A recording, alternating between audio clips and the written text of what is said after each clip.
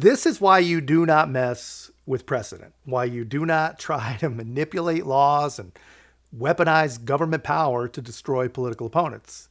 Because every time you do, you're going to put yourself at risk. I mean, any shady stuff you do, when you do shady stuff, there's a good chance it's going to boomerang and turn right back around on you. And I think that's what might be happening to Joe Biden through his ridiculous political attack on Donald Trump. The Trump attorneys made some pretty great points before the Supreme Court today. Joe Biden, he's the one who has become a human trafficker. He's the one who's become the friend to criminal cartels, and he is the one who is both breaking and ignoring federal law. As we know it. For 234 years of American history, no president was ever prosecuted for his official acts.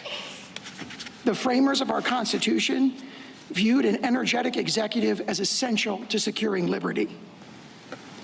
If a president can be charged, put on trial, and imprisoned for his most controversial decisions as soon as he leaves office, that looming threat will distort the president's decision-making precisely when bold and fearless action is most needed. Every current president will face de facto blackmail and extortion by his political rivals while he is still in office. The implications of the court's decision here extend far beyond the facts of this case.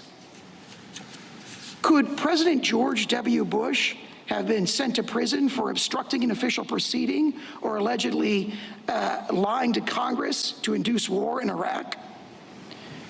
Could President Obama be charged with murder for killing U.S. citizens abroad by drone strike?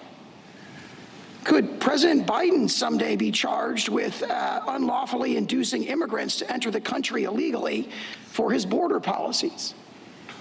The answer to all these questions is no.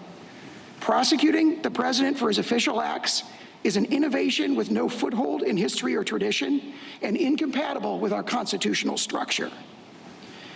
It really is this simple, man. If there is no absolute immunity for the most powerful elected office holder in the entire world, then Joe Biden should absolutely be indicted for what is essentially a human smuggling operation. And President Obama should absolutely, without doubt, be indicted for the death of American citizens by drone. I mean, honestly, he's the one that really needs to worry. Capital offenses, they have no statute of limitations. And he's a pretty young guy as far as, former presidents go. So who knows what would happen in the future if there was no absolute immunity for him. But obviously, none of this is going to happen, right? None of this will happen.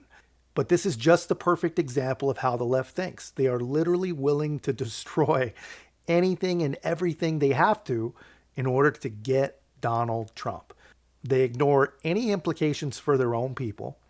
I mean, because here's the thing. If Donald Trump can be prosecuted for words to a crowd or tweets to his voters, then Barack Obama droning citizens is an absolute no-brainer. But anyway, that's just my take, man. Let me know your thoughts in the comments. If you haven't already, be a part of our growth. Make sure to like, comment, subscribe. Most importantly, share the channel. I'll see you in the next one.